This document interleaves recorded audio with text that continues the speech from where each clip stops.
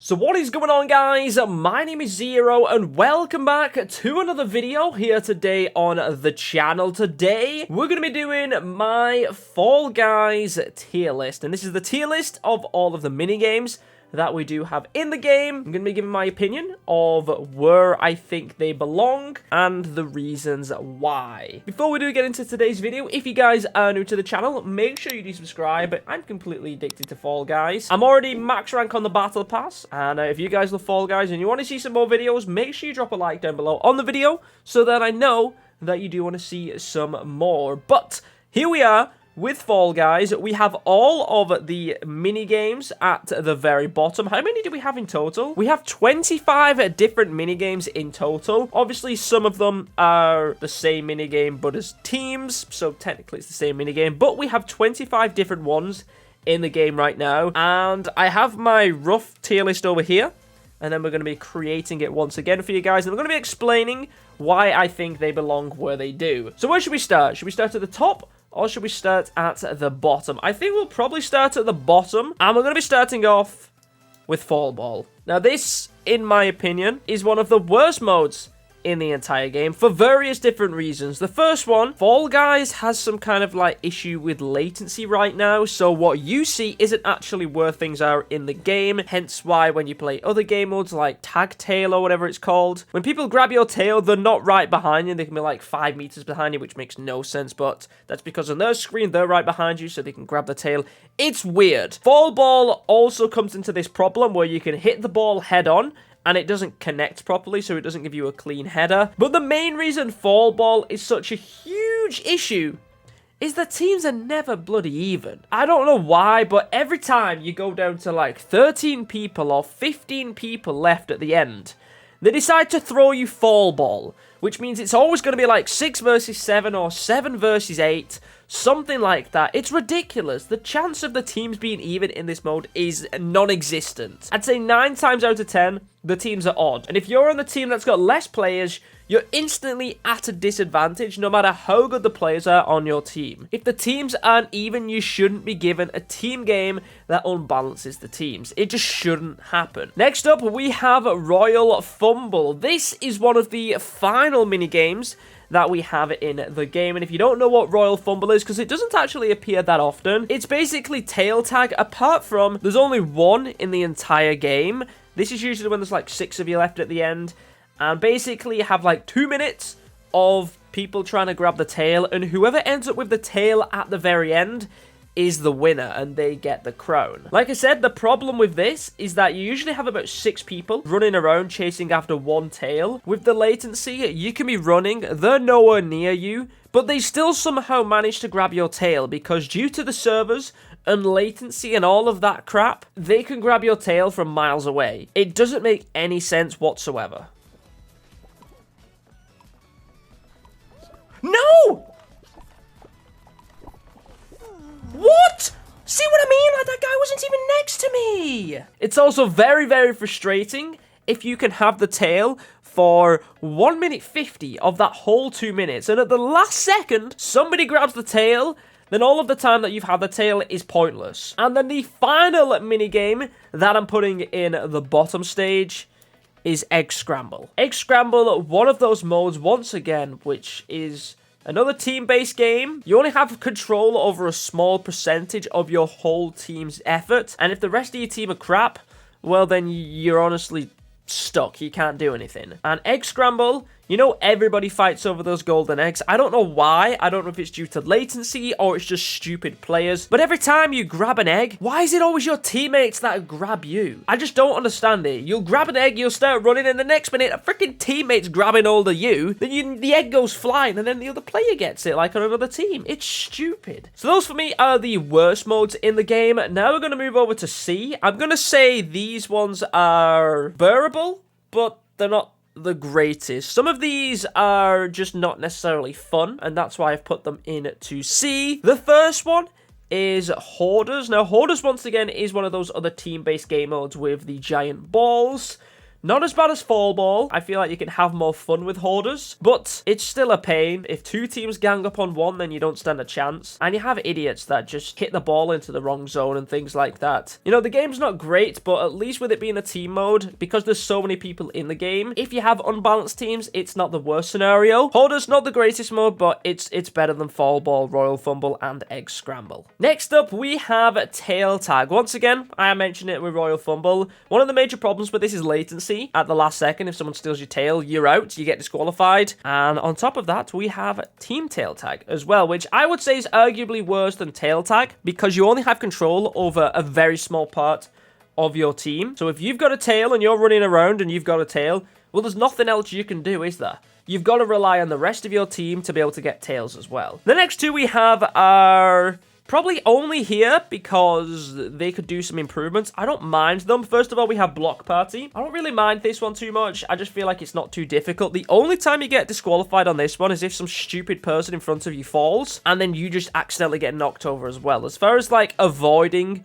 the puzzles, it's not really too difficult. I'd like them to implement it to be a little bit more spicy, I guess you could say, make it a little bit more interesting. For example, you know, you have sometimes those blocks appearing, and it kind of makes like a C shape and blocks people in. So if anyone's stuck within that little section, there's walls at the side and like at the back, so they're guaranteed to go. Things like that need to be in like every mode, and they need to happen more often. You can actually win a crown on this as well if everybody bar one gets eliminated. Never seen it happen though. The next one, and the final one for C that we have over here, is Perfect Match. So this is one of those which kind of like follow the crowd. So you don't necessarily need to remember the fruit to go through. All you need to do is look where the crowd goes, and you can follow, and you can make it through. Now, what I have noticed with Perfect Match is that if there's a lot of people in the round, say 40 people in the round, that can be really crazy and chaotic, and everyone's trying to bash over the tiles, and a lot of people get knocked off. However, this mostly appears when you have maybe like 20, 25 people left,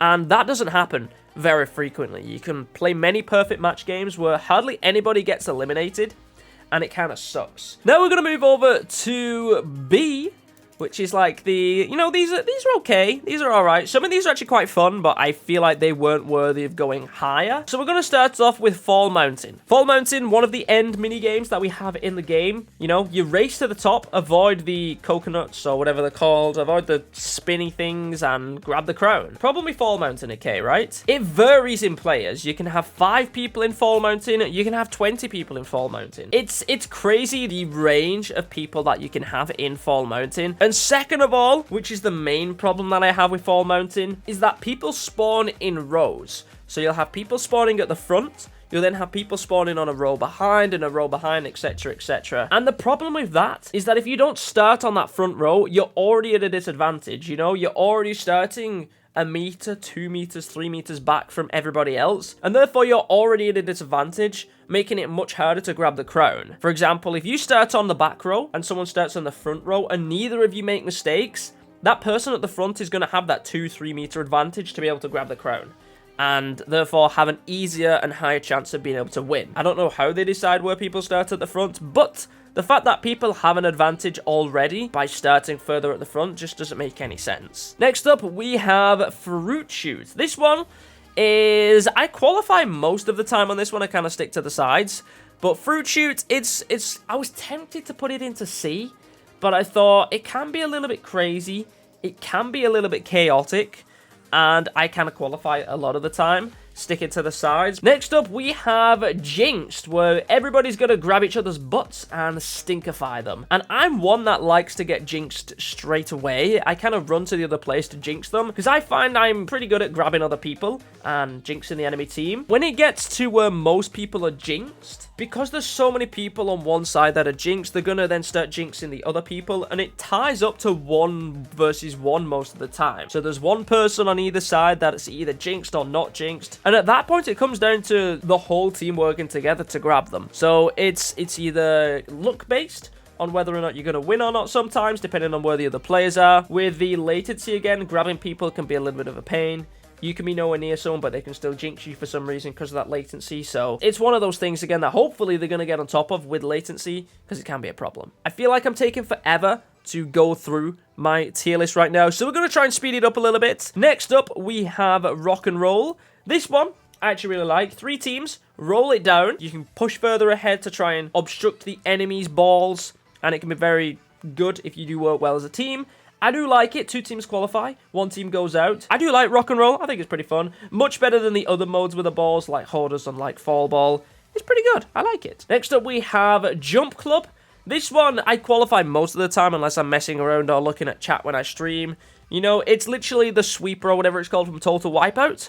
You need to jump and avoid the spinny things. Not too difficult. Not much happens. It's okay. It's fun. It's pretty intense. I like it. Next up, we have Rollout. The rolly thing where you've got to avoid all of the spinning obstacles and holes and stuff like that. Pretty chaotic, pretty crazy. You've got to be 100% concentrated this entire time, because if you look away for a second, you can either get pushed off by someone or fall into a gap or something like that. I do like Rollout. It's pretty intense. It's pretty fun. I always like it. It also knocks a lot of people out as well, which is great. Next up, we have Seesaw. This one can be a problem sometimes if you have idiot players around you, which does happen a lot of the time, and don't understand gravity, but I do like it. You gotta judge your balancing right. You've gotta understand when to jump and when not to jump. It's usually one of the first modes you get as well, so it does knock out like 15, 25 people, something like that. I think it's more like 15 people. But I do like Seesaw. It can be problematic if there's a lot of stupid teammates, but if you kind of like time when you jump right and don't get too aggressive, you can probably make it through Seesaw. I do like it. It's pretty fun. And then finally, we have Tiptoe,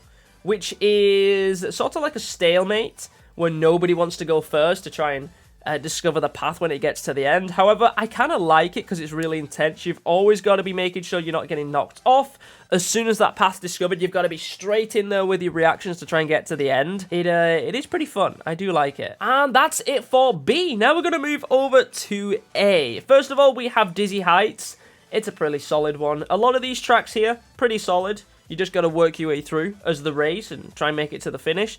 Dizzy Heights, one of those that I absolutely love. Then we also have DoorDash, very good mode from Takeshi's Castle. Gate Crash, another one that's pretty similar. You know, like a lot of these modes are very similar. You know, it's a race through obstacles to get to the finish. Gate Crash is very much the same as well, along with Hit Parade. All of these very similar. And we're also going to throw a Whirly Gig on there as well. The Whirly Deli. All of these very similar. Race to the end. Try and get it there as quick as you can. Make sure you qualify. Avoid the obstacles. All of those pretty solid modes. On top of that, we also have Hoops-A-Daisy, arguably the best team mode in the game. And this is the one where I feel like as a player, you can make a difference. If you're jumping through a lot of hoops and you're outplaying other players and you're very like aware of where the rings can be, you can definitely have a massive edge on the other players around you, and I like Hoops-A-Daisies. And then we have Jump Showdown, which is relatively new, which may be why I put it up here, but I feel like Jump Club, you know, you have to jump and avoid and qualify. Jump Showdown adds that extra twist where the floors disappear, so you've got to keep that in mind as well. I do like Jump Showdown. I haven't won a crown just yet. And then we move over to the S tier. We have Hexagon, my favorite final game mode. I feel like as a player, you can control this and either knock people off, make yourself have your own like section so you're safe and you can try and get the crown. I love it. I think it's really good.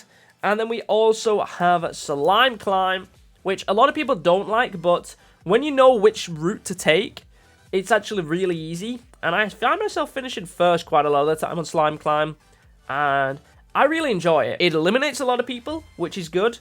And you can qualify, you can get first place if you know the path, and it's pretty fun. I like it. But there we go, guys. That is my tier list. Let me know what you think about it down below. Let me know what you agree with, what you don't agree with.